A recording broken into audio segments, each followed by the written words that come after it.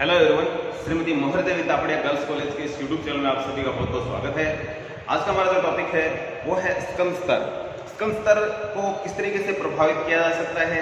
स्कंद की मात्रा कहीं कम होती है तो कहीं ज्यादा होती है, तो वो ऐसे कौन कौन से कारण होते हैं जिनकी वजह से जो हमारा जो स्कंद का लेवल है वो कम या अधिक हो सकता है। तो आज हम इसी के बारे में बात करेंगे कि हमारा जो स्कंद का स्तर है वो किस कारण से प्रभावित होता है। तो हमारा टॉपिक स्टार्ट करेंगे। स्कंद स्तर को प्रभावित करने वाले तत्वों के बारे में बात करते हैं। तो सबसे पहले इसके दो भागों में बांट सकते हैं, एक तो सामान्य तत्व है, दूसरे हैं विशेष तत्व है। तो जो सामान्य तत्व है उनके बारे में बात करें तो सबसे पहले बात आती है व्यवसाय की प्रकृति। यदि व्यवसाय व्यापारिक प्रकृति का है तो इसमें स्कंद का स्तर ज्यादा रखना पड़ता है, और यदि जो व्यवसाय है जनोपयोगी या महंगी वस्तुओं से संबंधित है तो इनका जो स्कंद है वो कम रखना पड़ता है हमें। तो ये इसका पहला पॉइंट है। इसके बाद में दूसरा है व्यवसाय का आकार एवं स्वरूप। यदि व्यवसाय का आकार यदि बड़ी मात्रा में है, बड़े मात्रा में फैला हुआ है तो स्कंद की मात्रा भी निश्चित रूप से ज्यादा ही चाहिएगी हमें। और यदि व्यवसाय छोटे स्तर का है, कम पूंजी का है, तो उस कंडीशन में हमें कच्चा माल भी क्या चाहिएगा, हमें कम चाहिएगा, हमें स्टॉक भी कम चाहिएगा। तो इस तरीके से व्यवसाय के आधार पे भी हम स्टॉक की मात्रा में परिवर्तन कर सकते हैं। इसके अलावा है नेक्स्ट पॉइंट हमारा बिक्री की मात्रा। यदि हमारी सेल बहुत बड़े स्तर पे निकल रही है, बहुत ज़्यादा सेल हो रही है, तो निश्चित सी बात है हमें स्टॉक भी ज़्यादा ही रखना पड़ेगा। और यदि हमारी सेल कम हो रही है, ठीक है, तो उन जगहों पे हमें क्या करना पड़ेगा, स्टॉक कम रखना पड़ेगा। मान लीजिए कंपनी है, उसका 4 शहरों में उसके जो माल बिक रहा है, ठीक है, कंपनी का सेट अलग जगह है, लेकिन उसके जो सेलिंग जो डिपार्टमेंट है वो 4 शहरों में उसने सेट कर रखे हैं। एक शहर में अच्छी मात्रा माल निकल रहा है तो वहाँ स्टॉक ज़्यादा चाहिएगा। एक शहर में 80% पे माल निकल रहा है मानिए, तो वहाँ 80 लेवल पे स्टॉक चाहिए। और एक शहर में 30% ही ये मान लीजिए कि सेलिंग हो रही है, तो वहाँ आप देख सकते हैं कि अलग अलग जितना लेवल हमारा सेलिंग का, उसके अकॉर्डिंग हम क्या रखेंगे, वहाँ स्टॉक रखेंगे। तो ये इस तरीके से सेलिंग की मात्रा पर डिपेंड करता है। नेक्स्ट हमारा टॉपिक है वो है मूल्य स्तरों में परिवर्तन। कई बार क्या है, कुछ स्टॉक के मूल्य स्तर में बार बार अप एंड डाउन होता रहता है, यानी उतार चढ़ाव बहुत तेजी से आते हैं, ठीक है। तो इस प्रकार के यदि कंडीशन होती है जिन स्टॉक में, तो उन स्टॉक को क्या किया जाता है, बड़ी मात्रा में खरीदा जाता है। तो मूल्य स्तर में यदि बढ़ने की प्रवृत्ति ज्यादा हो तो उस कंडीशन में स्टॉक स्तर क्या है, अधिक ही लिया जाता है कंपनी के द्वारा। यदि मूल्य स्तर में स्थायित्व है, ठीक है, यदि ज्यादा परिवर्तन नहीं आ रहा है उस स्टॉक में, उसकी कीमतों में, तो उस कंडीशन में कंपनियां क्या करती है, उस स्टॉक की मात्रा को कम ही करती है, ठीक है। जितनी जरूरत होगी उसके हिसाब से वो क्या करती है, उसको मंगवा लेती है। तो इस हिसाब से जो मूल्य स्तर है वो भी स्टॉक की मात्रा को कहीं न कहीं प्रभावित करता है। नेक्स्ट पॉइंट है इसका कोषों की उपलब्धता। कोषों की उपलब्धता से आशय एक संस्था के पास उसके जो कोष कितने हैं, यानी पैसे की बात कर लेते हैं तो पैसा कितना है। यदि कोष अच्छी मात्रा में, पैसा अच्छी मात्रा में है तो वो स्कंद के स्तर को अच्छी मात्रा में रख सकते हैं।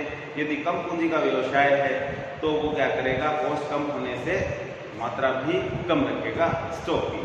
तो ये भी कोषों की उपलब्धता पे भी जो स्कंद की जो लेवल है उसमें कमी अवधि हमें देखने को मिल सकती है। प्रबंध का दृष्टिकोण, ठीक है, एक कंपनी है जिसका मैनेजमेंट ये चाहता है कि हमारा जो प्रोडक्ट है ये बड़ी मात्रा में सेल होने वाला है, तो उनका जो दृष्टिकोण है वो बड़ी मात्रा में प्रोडक्शन होने, दिमाग में बैठा हुआ है कि बहुत बड़ी मात्रा में हमारा प्रोडक्शन होगा। तो इसके लिए तो तैयार करने के लिए उस प्रोडक्ट को भी तो कच्चा माल चाहिए, तो इसलिए क्या करेंगे, वो स्टॉक भी बड़ी मात्रा में रखेंगे। तो आइडिया लग जाता है किसी प्रबंधक को, या उनके दिमाग में विचार आ जाता है कि हमारा जो सेलिंग का जो डिपार्टमेंट हो बहुत तेजी से बढ़ने वाला आगे, या हमारा जो सेल बहुत ज्यादा होगा, तो वो क्या करेंगे, स्टॉक भी बड़ी मात्रा में रखेंगे। तो प्रबंधक जो प्रबंध सिस्टम जो प्रबंध कर्मचारी प्रबंध अधिकारी है, वो यदि इस तरीके से यदि सोचते हैं कि हमारा माल बहुत बड़ी मात्रा में बिकने वाला है, तो उस कंडीशन में क्या किया जाता है, बड़ी मात्रा में ही स्टॉक रखा जाता है। तो प्रबंध के दृष्टिकोण से भी कहीं न कहीं हमारा जो स्टॉक है वो प्रभावित होता है। नेक्स्ट हमारा जो टॉपिक है उस पर बात कर लेते हैं। जो विशेष तत्व हमारे उनपे आते हैं, कच्चे माल की मौसमी प्रकृति। यदि कच्चा माल हमें किसी विशेष मौसम में ही उपलब्ध होता है, ठीक है, और उसके बाद में 1 साल तक नहीं मिलने वाला है, तो ऐसी कंडीशन में उस स्टॉक की मात्रा को भी क्या किया जाता है, अच्छी मात्रा में स्टॉक कर लिया जाता है। और यदि कच्चा माल लगातार रेगुलर मिलता रहे तो उस कंडीशन में स्टॉक का लेवल क्या रखा जाएगा, कम रखा जाएगा, ठीक है। सामान्यतः हम देखते हैं कि जैसे कोल्ड ड्रिंक बनती है, जो मैंगो से कोल्ड ड्रिंक बनती है, ठीक है, जैसे माजा वगैरह ये आती है चीज़ें, तो इनका जो मैंगो, इनका जो मेन जो रॉ मटेरियल वो मैंगो है, और मैंगो एक विशेष सीजन में ही आता है। यदि बात करें तो ये आता है मई, जून, जुलाई तक, अगस्त तक आते आते एंड हो जाता है। ये 4 महीने सीजन रहता है मैंगो का, तो उस दौरान बड़ी मात्रा में इनका प्रोडक्शन कर लिया जाता है, और पूरे साल भर के लिए इनके द्वारा जो कोल्ड ड्रिंक के माध्यम से या इनका जो फ्रूट जो जूस वगैरह निकाला जाता है वो पूरे साल सप्लाई होता है। और इसके अलावा ऐसी चीज़ें हैं जो कंटिन्यू मिलती रहती है, तो उनका स्टॉक क्या है, कम ही रखती है कंपनियां। तो कच्चे माल की यदि बात करें तो किसी मौसम में मिलने वाला है तो क्या करेंगे, उसकी मात्रा ज़्यादा खरीदेंगे, और हर मौसम में मिलता है कम खरीदेंगे। क्रय की शर्तें नेक्स्ट पॉइंट हमारा है, जिससे कि हमारा जो स्कंद का स्तर है जो प्रभावित है वो है क्रय। यदि इसमें कहीं हमें छूट मिलती है और कहीं से हमें डिस्काउंट मिलता है तो निश्चित रूप से हम क्या करते हैं, ज़्यादा ही खरीदते हैं। कि यदि आप 1 साल तक बड़ी मात्रा में खरीदोगे तो आपको इतना छूट देंगे, इतना खरीदोगे तो इतना छूट देंगे, तो इसके कारण भी बहुत सारे लोग हैं वो क्या करते हैं, छूट, ठीक है, क्रय की शर्तों में हमें मान लेते हैं छूट वगैरह। यदि छूट मिलती है तो बड़ी मात्रा में खरीदेंगे, और छूट नहीं मिलती है तो हम अपने हिसाब से उसको कम ही खरीदते हैं। तो ये भी एक कारण है जिसकी वजह से हमारा जो स्कंद का जो स्तर है वो परिवर्तित होता है।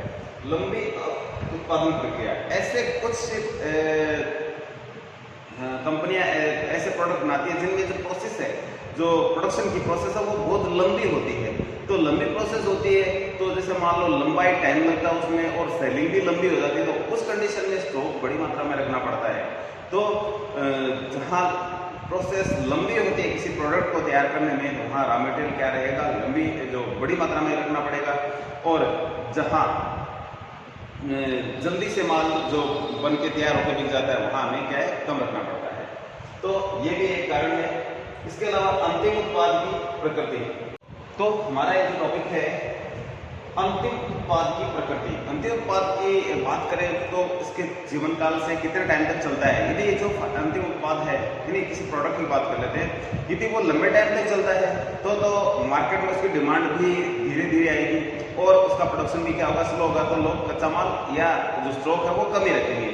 लेकिन कुछ माल जल्दी खत्म हो जाते हैं, ठीक है, तो वो उस प्रकार के प्रोडक्ट है उनका जो जल्दी खत्म होने से मार्केट में डिमांड जल्दी आएगी। डिमांड जल्दी आने का मतलब प्रोडक्शन आपको करना पड़ेगा। तो इस प्रकार के जो उस प्रोडक्ट पे भी और डिपेंड करता है कि प्रोडक्ट आपका लंबा चलने वाला है या कम चलने वाला है। कम चलने वाला है तो आपको स्कंद ज्यादा रखना होगा, और लंबे चलने वाला यदि आपका जो प्रोडक्ट है तो उसकी जो है जो स्टॉक आपको क्या रखना पड़ेगा, कम रखना पड़ेगा। तो इस तरीके से ये भी कहीं न कहीं प्रोडक्ट भी स्टॉक की मात्रा को प्रभावित करता है। इसके बाद बात कर लेते हैं समय तत्व। समय तत्व को बात करें तो 3 भागों में बांट सकते हैं, अल्पकाल, दीर्घकाल और मध्यकाल, ठीक है। यदि अल्पकालीन विकसित व्यवसाय की प्रकृति अल्पकालीन है तो वहाँ स्टॉक क्या है, ज्यादा रखना पड़ेगा अपने को, और मध्यकाल में तो उससे भी कहीं न कहीं स्टॉक हमारा प्रभावित होता है। दीर्घकाल में यदि कुछ चीज़ है तो वहाँ स्टॉक धीरे धीरे, ठीक है, जो लंबे टाइम में तैयार हो चीज़ें होती है और लंबे टाइम में जाकर के वो बिकती है, तो वहाँ थोड़ा कम भी स्टॉक है जो कहीं न कहीं परिवर्तित होगा, तो वहाँ कम आवश्यकता होती है। तो इस तरीके से भी समय के द्वारा भी ये कहीं कहीं प्रभावित होता है, कम स्तर है। आपूर्ति परिस्थितियाँ, कई बार क्या होता है कि आपूर्ति परिस्थितियाँ भी कहीं न कहीं स्टॉक के स्तर को प्रभावित करती है। कई तो आपूर्ति इजी वे में मिल जाती है, आसानी से हमें कच्चा माल मिल जाता है लोगों से, ठीक, खरीदने में, और कई बार क्या है आसानी से नहीं खरीदा जाता है, ठीक है। कई बार हड़तालें, लंबी जो परिस्थितियाँ वगैरह ऐसी हो जाती है कि हड़ताल हो जाए कंपनियों में और में, तो वो भी एक बड़ा कारण होता है जिसकी वजह से हमें कच्चा माल आसानी से नहीं मिल जाता है। कई बार सरकार कुछ ऐसे प्रतिबंध लगा देती है कच्चा माल खरीदने में और में, उस कंडीशन में भी क्या हमें जो माल है, जो स्टॉक है, वो क्या करना, लंबा रखना पड़ता है। तो आपूर्ति परिस्थितियाँ यदि नॉर्मल चल रही है तो स्टॉक का लेवल भी नॉर्मल सामान्य ही रहेगा, और यदि आपूर्ति परिस्थितियाँ कहीं न कहीं प्रभावित होती है, उतार चढ़ाव वाली कंडीशन होती है, तो उस कंडीशन में क्या होगा, वहाँ बड़ी मात्रा में एडवांस ही स्टॉक रखना पड़ेगा, ठीक है। तो कहीं हड़ताल, तालेबंदी को दिक्कत है, उस कंडीशन में मार्केट जो कहीं रुके नहीं, उसका निर्बाध गति से चलता रहे प्रोडक्शन। नेक्स्ट है ऋण सुविधाएं। ऋण सुविधाएं की बात करें तो यदि आसानी से उधार में माल मिल जाता है तो सामान्यतः आप समझ सकते हैं कोई भी व्यक्ति बड़ी मात्रा प्रोडक्शन करके ज़्यादा से ज़्यादा प्रॉफिट कमाना चाहता है। यदि उधार मिलेगा तो बड़ी मात्रा में खरीदेगा, और उधार की सुविधाएं यदि नहीं मिलेगी तो उस कंडीशन में क्या होता है कि माल भी हमें कम मिलता है, कच्चा माल भी, और हम क्या करते हैं उसको कम ही प्रोडक्शन करेंगे। तो इस तरीके से जहाँ ऋण सुविधाएं आसानी से मिल जाती है तो वहाँ स्कम का लेवल ज़्यादा होगा उस कंपनी फैक्ट्रियों में, और जिन कंपनी फैक्ट्रियों को ऋण की सुविधाएं क्या मिलती है, कम मिलती है, उस कंडीशन में प्रोडक्शन में उनका कम होगा। तो स्कम स्तर इस तरीके से प्रोवाइड होता है।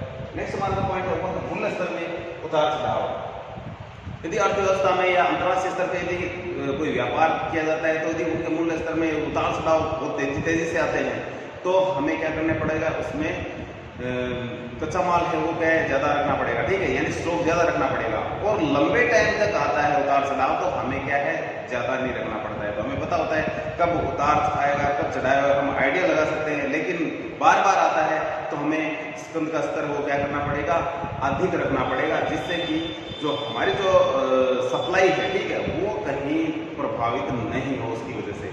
और लास्ट पॉइंट है इसका तो वो है अन्य परिस्थितियां। कुछ अन्य में जो कभी कभार अल्पकालीन में राशनिक स्थिति होती है, अल्पकाल में, और सरकारी नीतियां हैं, कीमत पे नियंत्रण है, ठीक है, उत्पादन प्रक्रिया सरकार के द्वारा कहीं कहीं यदि प्रभावित कर दी जाती है कंपनी फैक्ट्रियों में, तो उस कंडीशन में भी अन्य तत्व भी कहीं न कहीं ये जाकर के उत्पादन स्तर को प्रभावित करते हैं, जिसकी वजह से उत्पादन में कमी या वृद्धि हमें देखने को मिलती है। तो ये थे आज हमारे उत्पादन स्तर को प्रभावित करने वाले तत्व है। इनमें कोई चीज़ समझ में नहीं आई तो आप दोबारा से कॉल करके पूछ सकते हैं। तो आज के लिए इतना ही। अपने वीडियो को लाइक कीजिए, चैनल को लाइक कीजिए, एंड शेयर एंड सब्सक्राइब करना नहीं भूलें। धन्यवाद।